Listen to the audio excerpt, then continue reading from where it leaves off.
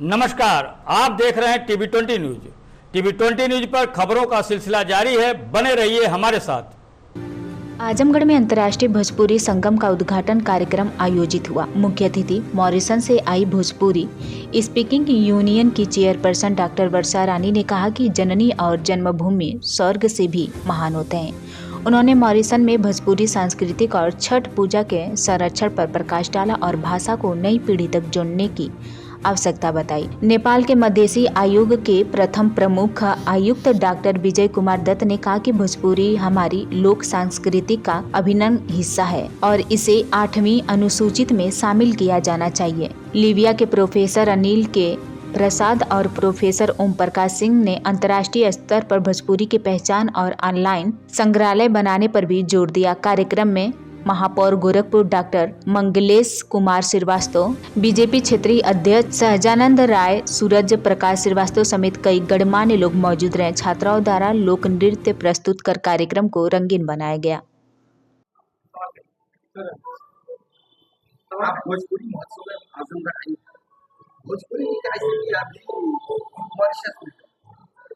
जी देखिए, भोजपुरी भाषा जो है अब कम से कम लोग बोल रहे हैं, लेकिन उसको प्रिजर्व करने के लिए सरकार ने बहुत अच्छा निर्णय जो लिया है कि अब इसे अनिवार्य रूप में स्कूल में शामिल किया जाए। तो इससे बहुत बढ़ावा मिलेगा, बच्चों को परिचित करवाएंगे भोजपुरी से।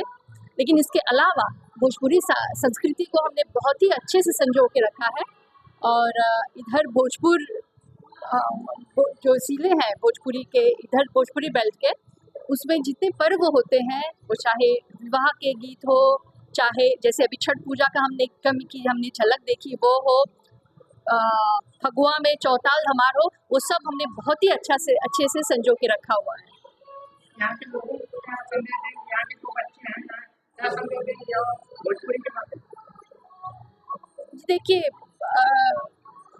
इसमें बच्चों को संदेश देने वाली बात नहीं है, इसमें माता पिता को संदेश देने वाली बात है।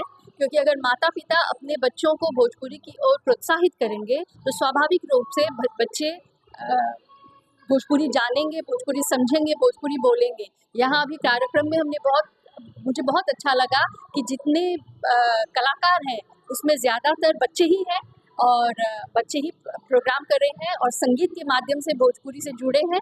तो मैं समझती हूँ ये संगीत जो है बहुत ही अच्छा, बहुत सशक्त माध्यम है बच्चों को भोजपुरी से जोड़ने का। तो माँ पिताजी से जो बच्चों के माँ बाप हैं, उनसे मैं कहूँगी कि बच्चों को भोजपुरी की ओर प्रोत्साहित करें। आप पार्टिसिपेट कर रहे हैं, भोजपुरी हमारी भाषा रही, किस तरह से हम भोजपुरी के देखते हैं इसका? देखिए, मैं तो सबसे पहले आजमगढ़ की धरती पर, इस पवित्र धरती पर अंतर्राष्ट्रीय भोजपुरी समागम के इस कार्यक्रम की बहुत सराहना करता हूं और बहुत दिनों से ये मांग चली आ रही है कि इस भोजपुरी भाषा को अनुसूचित 8 में जो है इसको सम्मिलित किया जाए और इस तरह का जो है आह्वान हमारे सदर सांसद गोरखपुर भाई रवि किशन शुक्ला जी ने भी उठाई, आपके आजमगढ़ के सांसद दिनेश मिनरवा जी ने भी उठाई।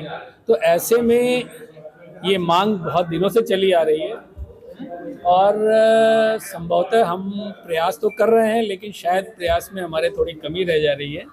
इसलिए आज भी ये बात चली कि जो है हम इस भाषा को जल्दी से जल्दी सूची 8 में दर्ज कराने की कोशिश करें और ये होनी भी चाहिए, क्योंकि ये बहुत बड़ी संख्या है भोजपुरी बोलने वालों की और केवल भोजपुरी जो है ये बोलने वाले केवल पूर्वांचल तक ही सीमित नहीं है, बल्कि देश और विदेश तक बिखर चुके हैं और हर जगह पे अपना झंडा बुलंद किए हुए हैं। तो ऐसे में मैं समझता हूँ कि आज के समय की बहुत आवश्यकता है और मैं समझता हूँ कि बहुत जल्दी इसे अनुसूची 8 में सम्मिलित किया जाएगा। ठीक। और ये बहुत बड़ा कार्य है। आपके मन में प्रेरणा कहाँ से आई कि भोजपुरी में ये काम करना चाहिए?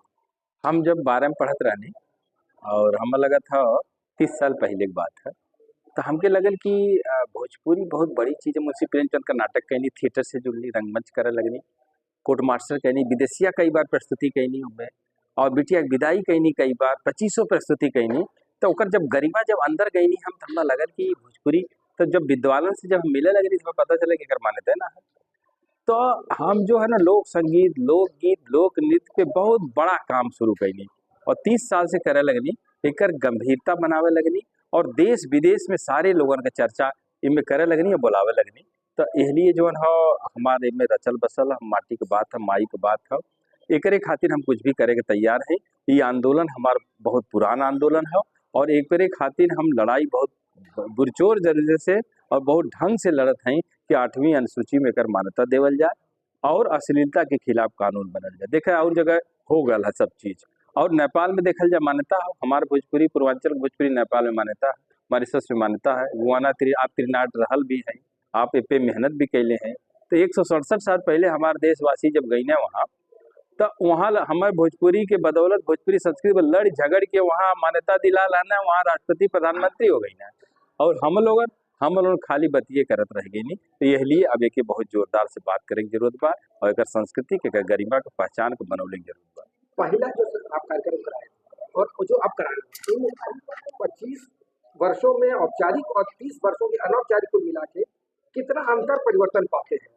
अब देखल जाए, हम जब 2002 में शुरू करी तो हमें ज्ञान ना रहा, लेकिन ये रहे कि भोजपुरी के गरिमा बनावे खातिर कुछ बड़ा करे चाहिए।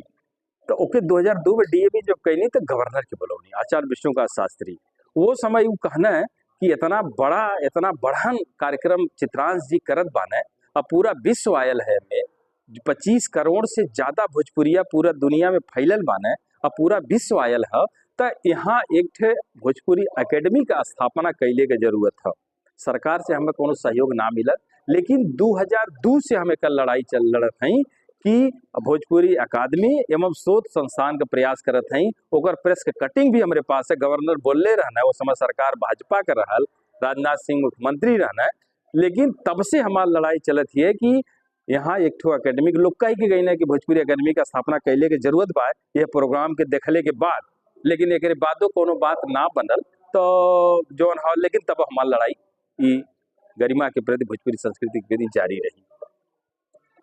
आप इतना बड़ा मुहिम लेकर चलत है, पूरे भोजपुरी समाज के, पूरी दुनिया के समाज के जोड़ने हैं। आपके लोगों के बाहर से भी बहुत मदद भी मिला।